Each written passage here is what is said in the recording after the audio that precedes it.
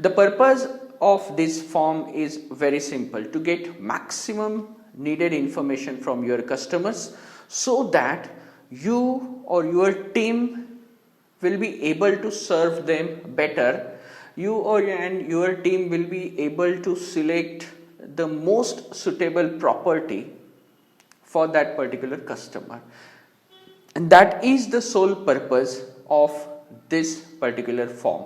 Now this purpose is very different than normal purposes.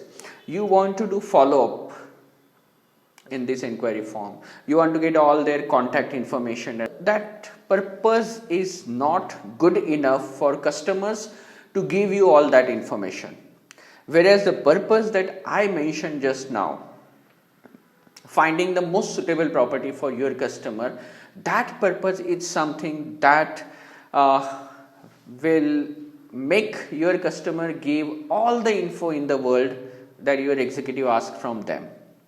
And there is huge difference of probably day and night